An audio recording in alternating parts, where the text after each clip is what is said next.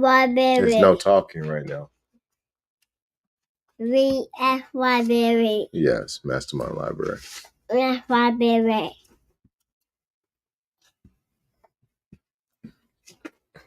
Welcome to the MasterMind Library. I am. They call me Ferdinand. The bringer of balance, leader of many disciplines, and your main host of the MasterMind Library. Yeah, and our co-host, as you can see, is Trigger. Yep. All that. Yep. And we have a live audience here. Trey, do you want to introduce our live audience? Who's that right there? Buddy. Okay. What about who's that right there? Buddy. Who's that right there? Buddy. Okay. Well, since Trey is having a little bit of a challenge with identifying people today, we have Huey, Elijah, and Sincere in our live audience today. So today we're reading from the NeverEnding Story, as we've been for the last couple of weeks. And all right, calm down. All right, thank you, co-host. So we've been through the first 15 chapters, and Bastian Balthasar Bucks is now on his adventure in Fantasia. So today we're in chapter 16. Let's go ahead and head on over there, and let's get to the right page. All right, chapter 16, the Silver City of Amargon. All right, let's make this a little bit larger for everybody to see, and we will get started.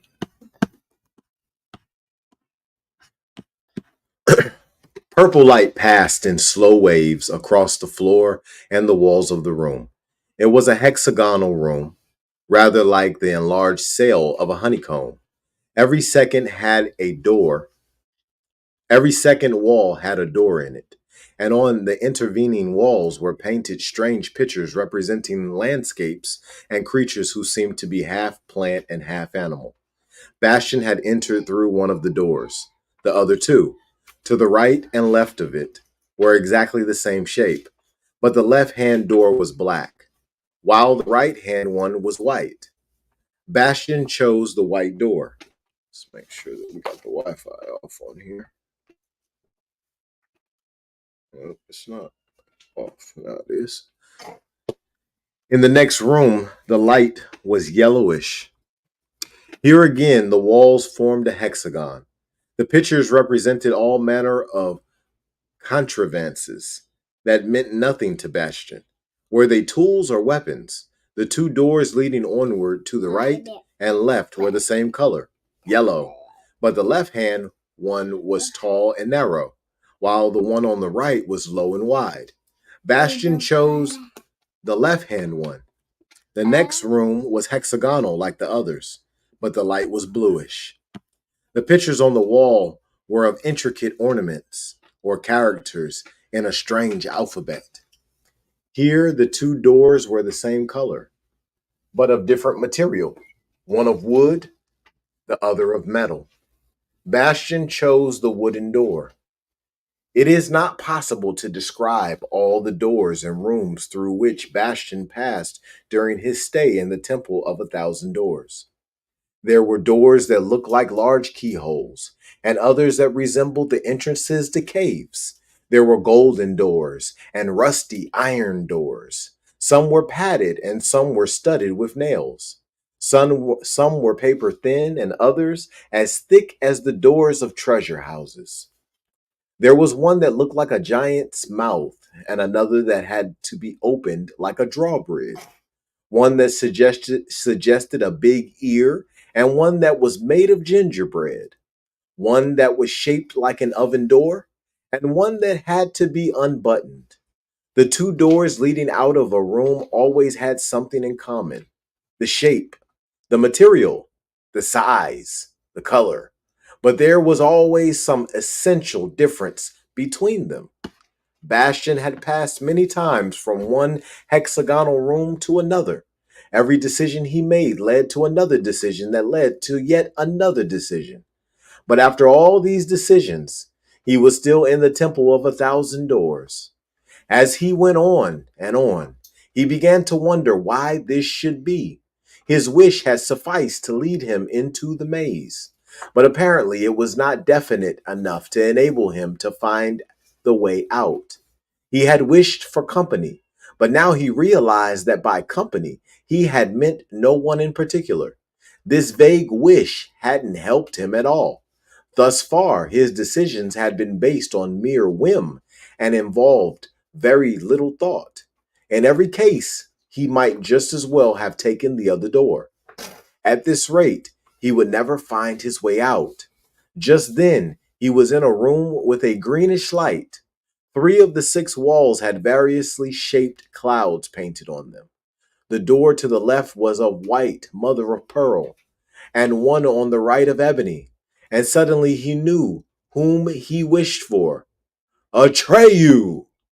The mother of pearl door reminded Bastion of Falcor, the luck dragon, whose scales glistened like mother of pearl. So he decided on that one. In the next room, one of the 2 doors was made of plated glass. The other was an iron grating.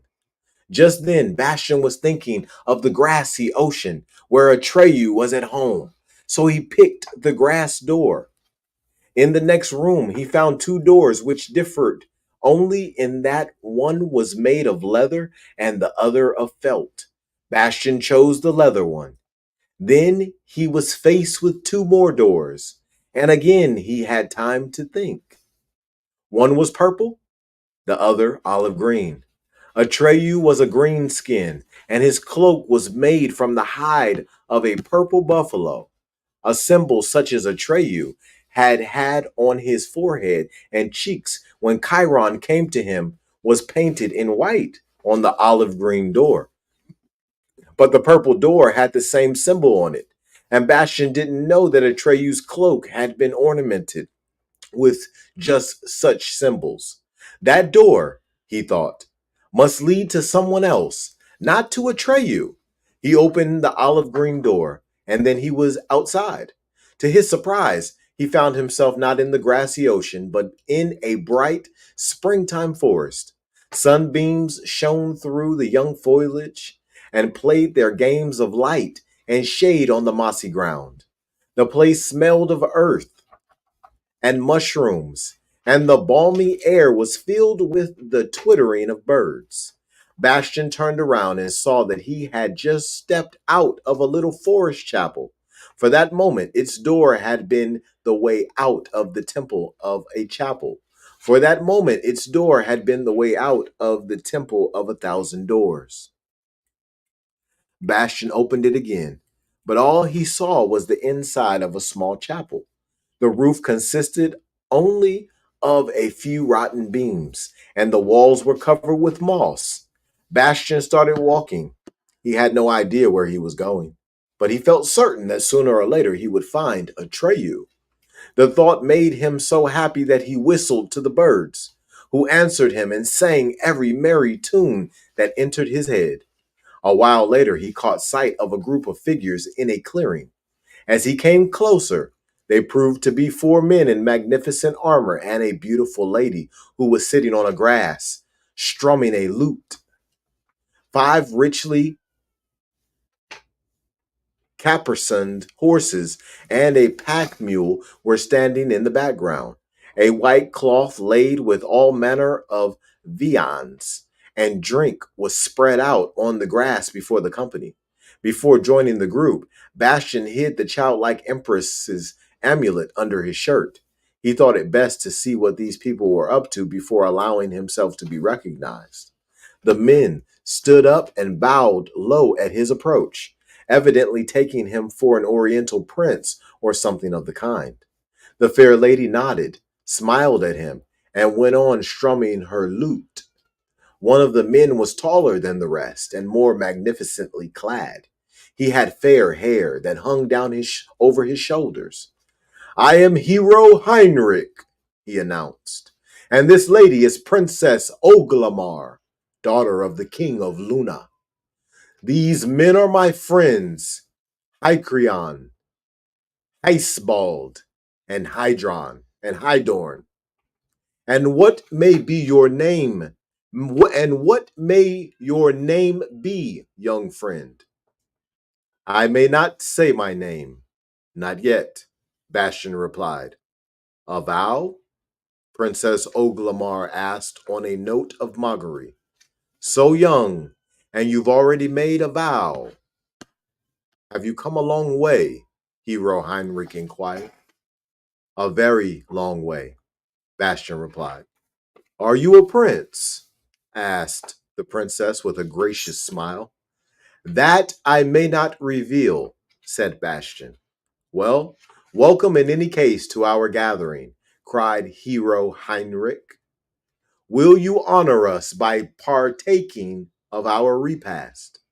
Bastian accepted with thanks, sat down, and began to eat.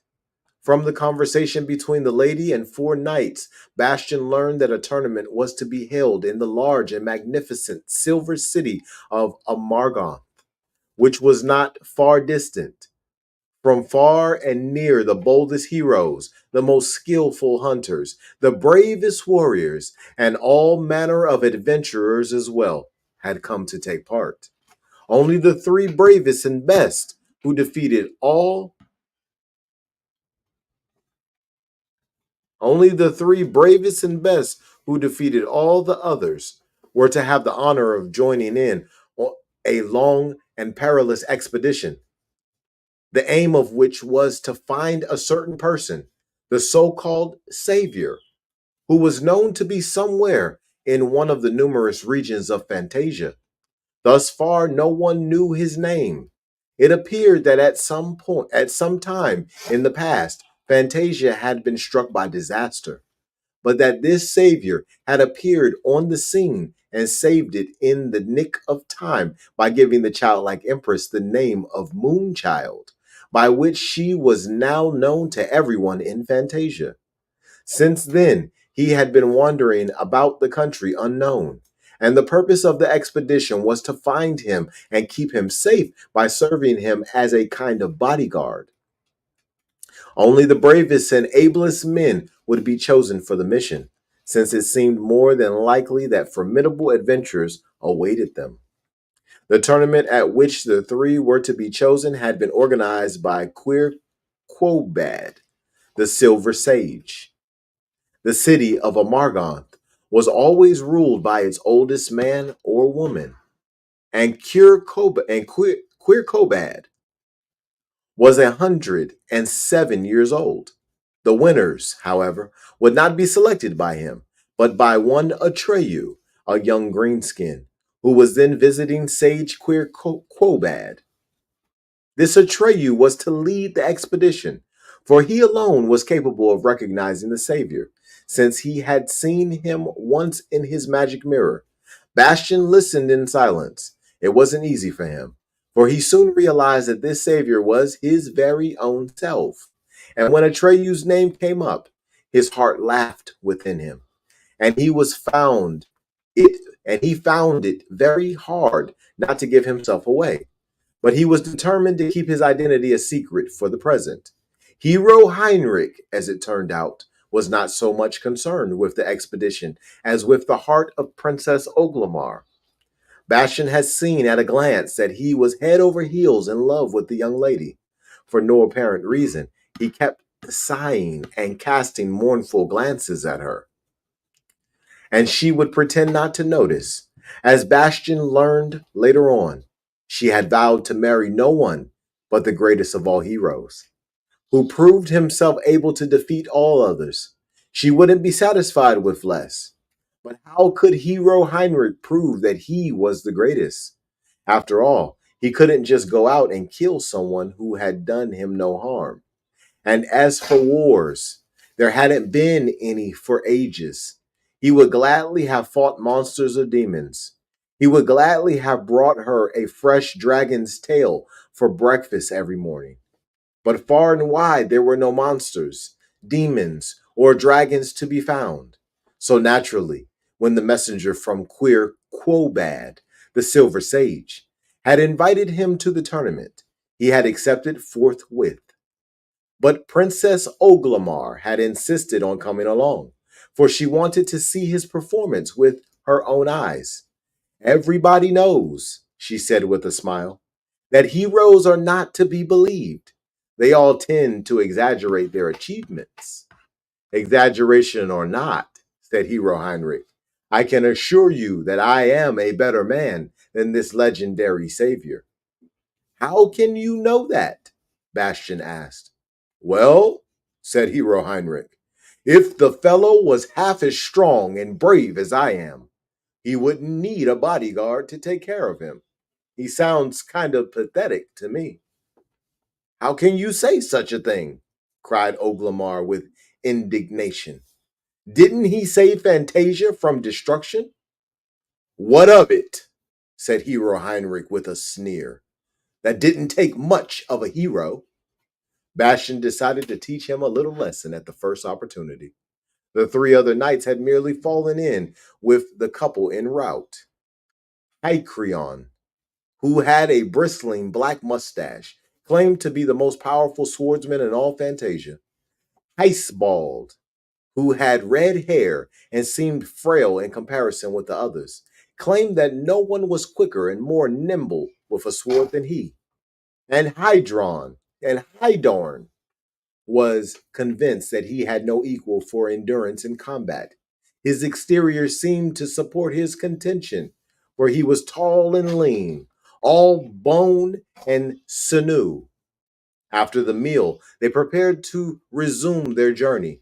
The crockery and provisions were packed into saddlebags. Princess Oglamar mounted her white palfrey and trotted off without so much as a backward look at the others. Hero Heinrich leapt on his coal black stallion and galloped after her. The three other knights offered Bastian a ride on their pack mule, which he accepted, whereupon they started through the forest on their splendidly caparisoned steeds, while Bastian brought up the rear.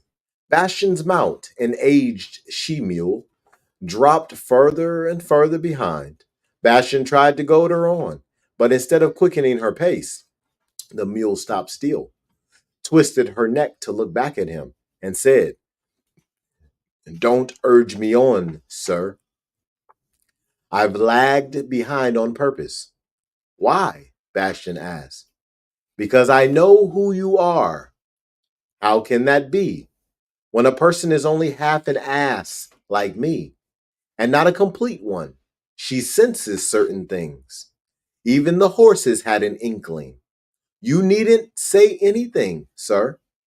I'd have been so glad to tell my children and grandchildren that I carried the Savior on my back and was first to welcome him.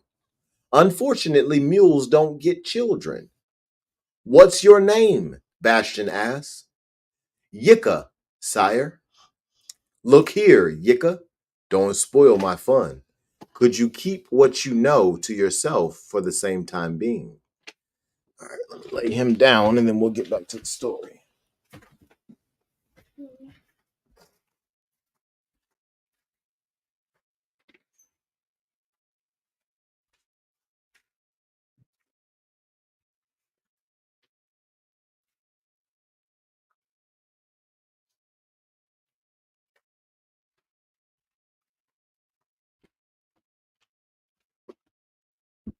All right.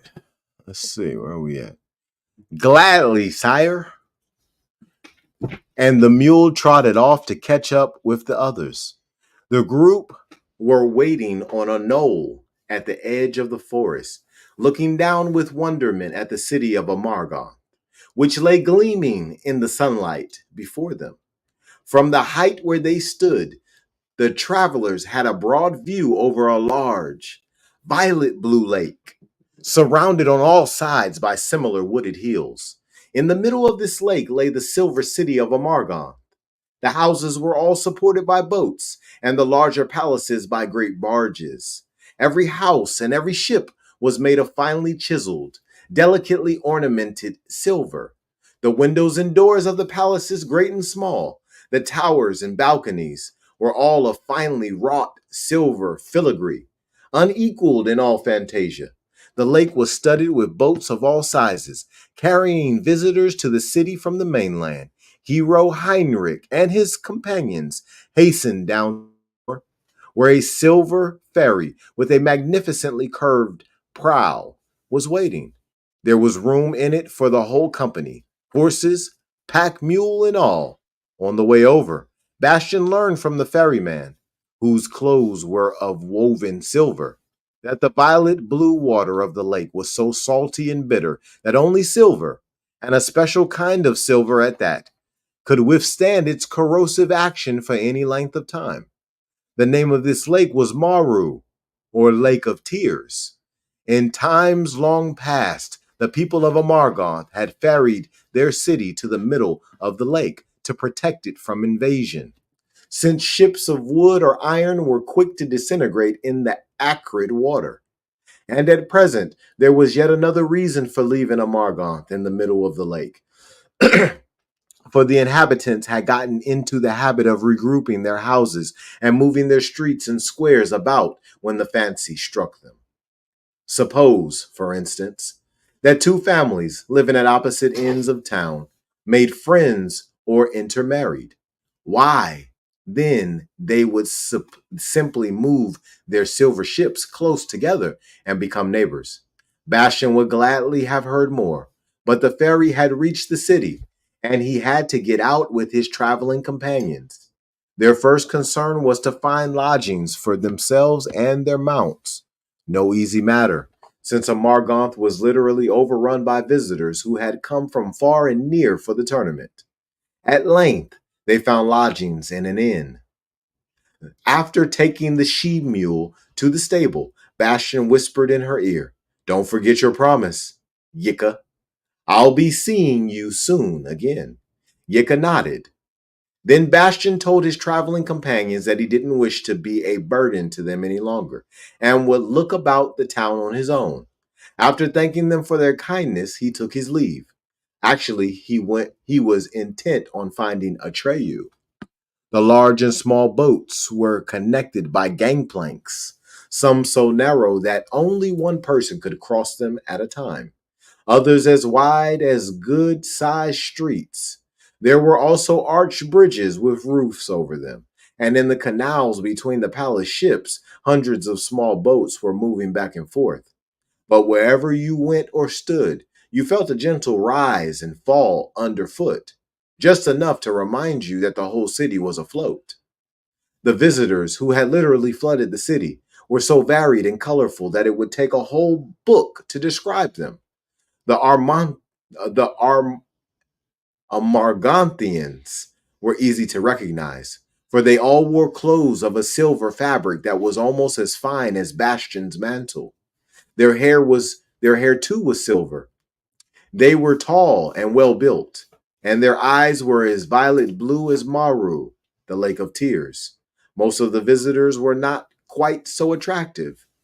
There were muscle-bound giants with heads that seemed no larger than apples between their huge shoulders. They were sinister-looking night rowdies, bold, solitary individuals whom, as one could see at a glance, it was best not to tangle with. There were flim-flams with shifty eyes and nimble fingers, and berserkers with smoke coming out of their mouths and noses. There were topsy-turvies who spun like living tops, and wood goblins who trotted about on gnarled, crooked legs, carrying stout clubs over their shoulders. Once Bastian even saw a rock chewer with teeth like steel chisels jutting out of his mouth. The silver gangplank bent under his weight as he came stomping along. But before Bastian could ask him if by any chance he was Bjorn Kroczark, he had vanished in the crowd. At length, Bastian reached the center of the city, where the tournament was already in full swing. In a circular open space that looked like a giant arena, hundreds of contestants were measuring their strength, showing their mettle. Around the edges, a crowd of onlookers egged the participants on. and the windows and balconies of the surrounding palace ships were packed with enthusiasts. Some had even managed to climb up on the filigree ornamented roofs. At first, Bastian paid little attention to the tournament. He was looking for Atreyu, feeling sure that he must be somewhere in the crowd. Then he noticed that the onlookers kept turning expectantly toward one of the palaces, especially when a contestant had performed some particularly impressive feat. But before he could get a good look at the palace, Bastian had to thrust his way across one of the bridges and climb a sort of lamppost. Two silver chairs had been set up on a wide balcony. In one sat an aged man whose silver beard and hair hung down to his waist. That must be Quirquobad, the silver sage. Beside him sat a boy of about Bastian's age. He was wearing long trousers made of soft leather, but he was bare from the waist up, and Bastian saw that his skin was olive green. The expression of his lean face was grave, almost stern. His long, blue-black hair was gathered together and held back by leather thongs. Over his shoulders he wore a purple cloak. He was looking calmly and yet somehow eagerly down at the arena. Nothing seemed to escape his dark eyes. Who could it be but Atreyu? At that moment, an enormous face appeared in the open balcony door behind Atreyu. It looked rather like a lion's, except that it had white mother of pearl scales instead of fur, and long white fangs jutted out of the mouth. The eyeballs sparkled ruby red, and when the head rose high above Atreyu, Bastian saw that it rested on a long, supple neck, from which hung a mane that looked like white fire. Of course, it was Falcor, the luck dragon, and he seemed to be whispering something in Atreyu's ear, for Atreyu nodded. Bastian slid down the lamppost. He had seen enough. Now he could watch the tournament. Tournament was hardly the right word. The contests that were in progress added up to something more like a big circus. There was a wrestling match between two giants who twined who twined their bodies into one huge knot that kept rolling this way and that. Individuals of like and divergent species vied with one another in swordsmanship or in skill at handling the club or the lance, but none had any serious intention of killing his adversary. The rules called for fair fighting and the strictest self-control. Any contestant so misled by anger or ambition as to injure an opponent seriously would have been automatically disqualified. Many defeated combatants had left the arena when Bastian saw Hycorion, the strong, Heisbald, the swift, and Hydorn, the enduring, make their appearance. Hero Heinrich and Princess Oglamar were not with them. By then, there were scarcely more than 100 contestants left. Since there were a selection from among the best and strongest, Hycorion and Heisbald and Hydorn had a much harder time of it than they may have expected. It took all afternoon for Hycorion to prove himself the strongest among the strong, Heisbald the swiftest among the swift, and Hydorn the most enduring among the enduring. The onlookers applauded with a will, and all three bowed in the direction of the balcony, where Silver Sage, Quirquobad, and Atreyu were sitting. Atreyu was getting up to say something when yet another contestant appeared, Heinrich. An expectant silence fell, and Atreyu sat down. Since only 3 men were to accompany him on his expedition, there was one too many in the field. One would have to withdraw. Sires, said Heinrich in a loud voice, I would not suggest that your strength can have been impaired by the little display you have just made of your abilities. Under the circumstances, however, it would be unworthy of me to challenge you singly, since I have thus far seen no adversary up to my standards. I have not participated in the contest. Consequently, I am still fresh. If any of you should feel too exhausted, he is free to stand aside. Otherwise, I am prepared to face all 3 of you at once. Any objections? No, replied all three in unison. A furious battle followed. Hycrion's blows had lost none of their force, but hero Heinrich was stronger. Icebald assailed him from all sides like streaks of lightning, but Heinrich was quicker. Heidorn tried to wear him down, but hero Heinrich had greater endurance. After barely 10 minutes, all three were disarmed, and all three bent their knee to hero Heinrich. He looked proudly upon them, evidently hoping for an admiring glance from his lady, who must have been somewhere in the crowd. The cheers of the onlookers swept over the arena like a hurricane and could no doubt be heard on the farthermost shore of Lake Maru. When the applause died down, Queer Quobad, the Silver Sage, stood up and asked in a loud voice, "Does anyone wish to oppose hero Heinrich?" A hush fell on the crowd. Then a boy's voice was heard. "Yes, I do." All eyes turned toward Bastion. The crowd opened a path for him, and he strode into the arena. Cries of amazement and pity were heard. "How handsome he is! What a shame! This must be stopped." "Who are you?" asked Silver Sage Queer Quobad. "I will reveal my name afterward," said Bastion. He saw that Atreyu had narrowed his eyes and was studying him closely, but had not yet made up his mind. "Young friend," said hero Heinrich, "we have eaten and drunk together. Why do you want me to put you to shame? I pray you withdraw your challenge and go away." "No," said Bastion. "I meant what I said." Hero Heinrich hesitated a moment. Then he said, "It would be wrong of me to measure myself in combat with you. Let us first see who can shoot an arrow higher." "Very well," said Bastion. A stout bow and an arrow were brought for each of them. Heinrich drew the bowstring and shot the arrow so high that the eye could not follow.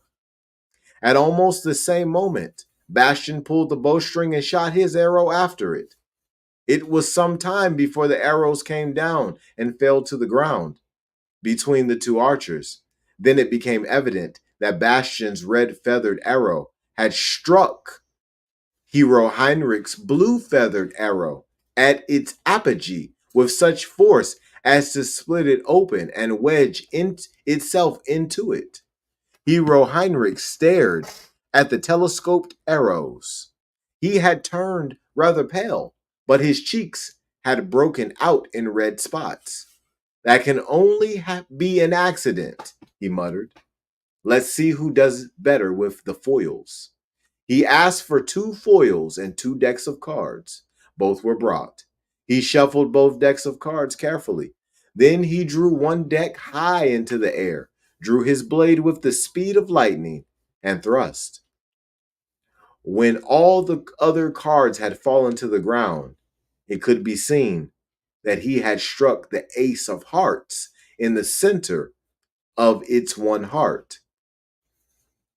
And holding up his foil with the card, spitted on it. He again looked about for his lady. Then Bastion tossed the other deck into the air, and his blade flashed. Not a single card fell to the ground. He had pierced all 52 of the deck exactly in the middle, and moreover, in the right order, though hero Heinrich had shuffled them ever so carefully. Hero Heinrich looked at the cards. He said nothing, but his lips trembled. "But you won't outdo me in strength," he stammered finally. A number of weights were still lying about from the previous contests. He seized the heaviest and slowly, straining every muscle, lifted it. But before he could set it down, Bastion had grabbed hold of him and lifted him along with the weight. Hero Heinrich's face took on a look of such misery that some of the onlookers could not repress a smile. Thus far, said Bastian. You have chosen the nature of our contest. Will you allow me to suggest something? Hero Heinrich nodded in silence. Nothing can daunt my courage. In that case, said Bastian, I propose a swimming race across the Lake of Tears. A breathless silence fell on the assemblage. Hero Heinrich turned red and pale by turns. That's no test of courage, he, he expostulated. It's madness. I'm ready, said Bastian. At that, Hero Heinrich lost his control. No, he shouted, stamping his foot. You know as well as I do that the water of Maru dissolves everything. It would be certain death. I'm not afraid, said Bastian calmly. I've crossed the desert of colors. I've eaten and drunk the fire of the many-colored death and bathed in it. I'm not afraid of any water. You're lying, roared Hero Heinrich, purple with rage. No one in all Fantasia can survive the many-colored death. Any child knows that. Hero Heinrich, said Bastian slowly, instead of calling me a liar, why not admit that you're just plain scared? That was too much for Hero Heinrich. Beside himself with rage, he drew his big sword from its sheath and flung himself on Bastian. Bastian stepped back. He was about to say a word of warning, but Hero Heinrich didn't leave him time. He struck out in earnest, and in that same moment, the sword, Secunda, leapt from its rusty sheath into Bastian's hand and began to dance. What happened next was so amazing that not one of the onlookers would forget it as long as he lived. Luckily, Bastian couldn't let go of the hilt and was obliged to follow all Secunda's lightning-like movements. First, it sliced Hero Heinrich's lovely armor into little pieces. They flew in all directions, but his skin was not even scratched. Hero Heinrich swung his sword like a madman in a desperate effort to defend himself, but he was blinded by Secunda's whirling light, and none of his blows struck home. At length, he was stripped to his underclothes, but still he went on fighting. And then Secunda cut his weapon into little bits so quickly that what had been a whole sword only a moment before fell tinkling to the ground like a pile of coins. Hero Heinrich stared aghast at the useless hilt, dropped it, and hung his head. Drop the paper and get to work.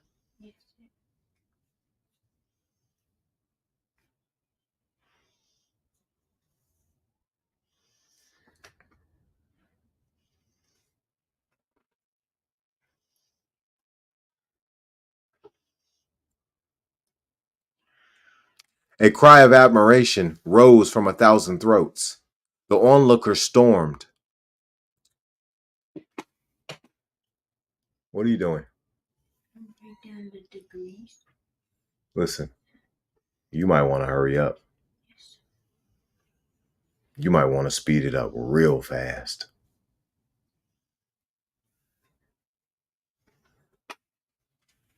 A cry of admiration rose from 1,000 throats. The onlookers stormed the arena, seized Bastian, lifted him onto their shoulders, and carried him around in triumph. From his lofty perch, Bastian looked for Hero Heinrich. He felt sorry for the poor fellow and wanted to give him a kind word. He hadn't intended to make such a fool out of him, but Hero Heinrich was nowhere to be seen. Then silence fell. The crowd moved aside. There stood Atreyu, smiling up at Bastian. Bastian smiled back. His bearers let him down from their shoulders. For a long while, the two boys looked at each other in silence. Then Atreyu spoke. If I still needed someone to accompany me on the search for the savior of Fantasia, I would content myself with just this one, for he is worth more than 100 others. But I need no companion, because there will be no expedition. A murmur of surprise and disappointment was heard. The savior of Fantasia has no need of our protection, Atreyu went on, raising his voice, for he can defend himself better than all of us together. could defend him, and we have no need to look for him because he has already found us. I didn't recognize him at first, for when I saw him in the magic mirror gate of the Southern Oracle, he was different from now, entirely different. But I didn't forget the look in his eyes. It's the same look that I see now. I couldn't be mistaken. Bastian shook his head and said with a smile, "You're not mistaken, Atreyu. It was you who brought me to the childlike empress to give her a name, and for that I thank you." An awed whisper passed over the crowd like a gust of wind. "You promised," Atreyu replied, "to tell me your name, which is known to no one in Fantasia except the golden-eyed commander of wishes. Will you tell us now?" "My name is Bastian Balthasar Bucks." At that, the onlookers could contain themselves no longer. Their rejoicing exploded in 1,000 cheers. Many of them started dancing. Bridges and gangplanks, the whole square for that matter, began to sway. Laughing, Atreyu held out his hand to Bastian. Bastian took it, and so, hand in hand, they went to the palace. Silver Sage Queer Quobad and Falcor the Luck Dragon were waiting on the palace steps. That night, the city of Amargoth staged the finest celebration in all its history. All who had legs, long or short, straight or crooked, danced.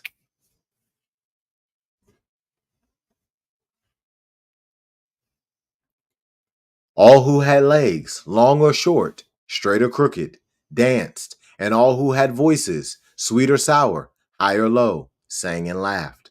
When night fell, the Amarganthians lit thousands of colored lamps on their silver ships and palaces, and at night there were fireworks, such as had never been seen in Fantasia. Bastian stood on the balcony with Atreyu.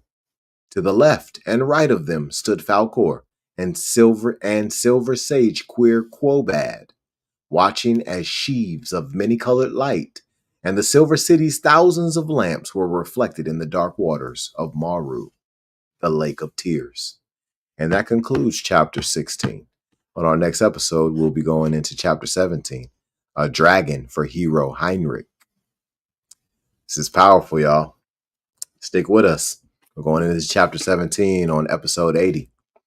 Until next time, y'all be blessed. Keep doing your thing and expose your gift.